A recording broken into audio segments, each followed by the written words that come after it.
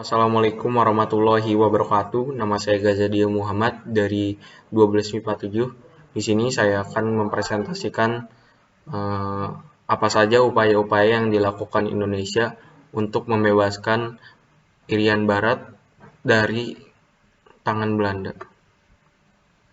Jadi, upaya pembebasan Irian Barat dari tangan Belanda yang pertama lewat diplomasi dengan jalan damai. Dilakukan perundingan bilateral pada tahun 1950, 1952, dan 1954, namun Belanda tetap enggan menepati KMB. Kedua ada Forum PBB. Tapi di sini Indonesia belum memperoleh dukungan yang cukup. Dan dilakukan diplomasi aktif dengan tujuan mencari dukungan. Nah, Indonesia ini membuat konferensi Asia Afrika yang dihadiri oleh 29 negara se-Asia Afrika dan mendukung penuh Indonesia memperoleh kembali Irian Barat. Dan Indonesia pun akhirnya belum berhasil menarik dukungan internasional di sidang PBB. Terus ada konfrontasi politik yang dilakukan oleh Indonesia untuk membebaskan Irian Barat. Yang pertama, membatalkan hubungan Uni Indo-Belanda secara sepihak, membentuk pemerintahan sementara Irian Barat, mengambil alih semua perusahaan milik Belanda di Indonesia, membentuk Front Nasional Pembebasan Irian Barat atau bisa disingkat FNPIB, memutuskan hubungan diplomati dengan kerajaan Belanda, dan terakhir penutupan kantor perwakilan Belanda di Indonesia. Setelah konfrontasi politik, ada konfrontasi ekonomi yang dilakukan oleh Indonesia. Yang pertama, membatalkan utang Indonesia kepada Belanda. Yang kedua, ada melarang maskapai penerbangan Belanda. Yang ketiga, ada memberhentikan semua perwakilan konsuler Belanda. Yang keempat, ada mengambil alih perusahaan Belanda di Indonesia. Yang kelima, memindahkan pasar komoditas Indonesia.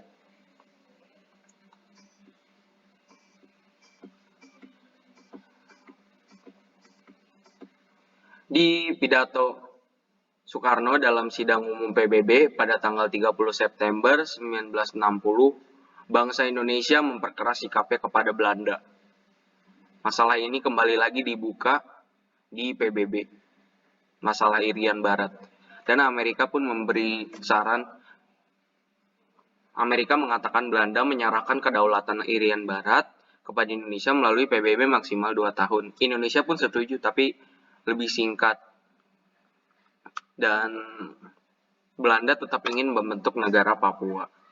Setelah konfrontasi ekonomi yang dilakukan, konfrontasi politik, ada juga konfrontasi militer.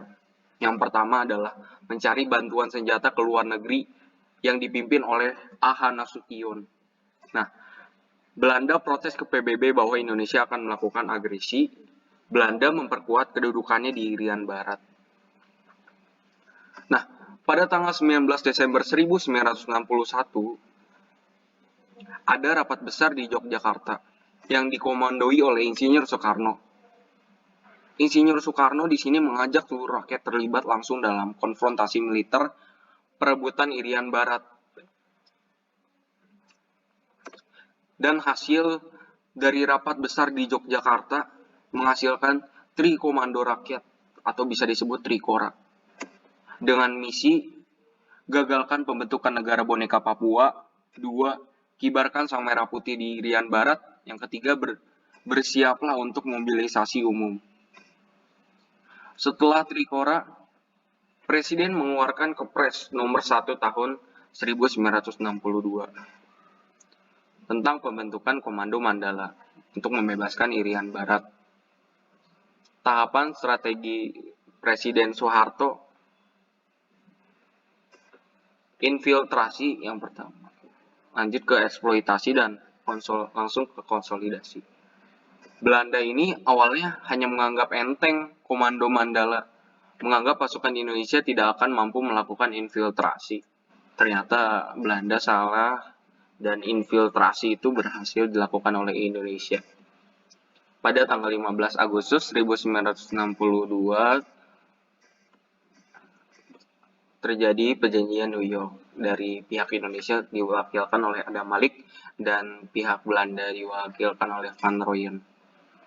Isi dari perjanjian New York adalah Belanda menyerahkan Irian Barat kepada UNTEA selambatnya 1 Oktober 1962. Yang kedua, pemerintah sementara PBB akan menggunakan tenaga Indonesia. Yang ketiga, Angkatan Perang Belanda kembali secara berangsur-angsur. Angkatan Perang Indonesia di Irian Barat di bawah pemerintah sementara PBB. Yang keempat, bendera Indonesia dikibarkan di samping bendera PBB. Yang kelima, pemerintah wajib melaksanakan penentuan pendapat rakyat atau PPRA. Hasil dari perjanjian New York mengharuskan Indonesia untuk menyelenggarakan PPRA.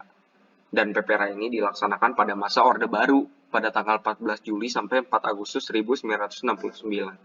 Nah, PPRA ini diatur oleh Brigjen Sarwoedi dan diawasi oleh perwakilan PBB yang bernama Fernando Ortiz Sanz dengan metode many man one vote.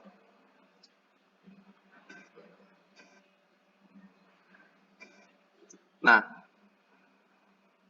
pada tanggal 19 November 1969 diadakanlah sidang umum PBB ke-24. Nah, hasil pengawasan dari Fernando Ortiz Sanz diberikan ke PBB dan PBB menerima hasil PPRA.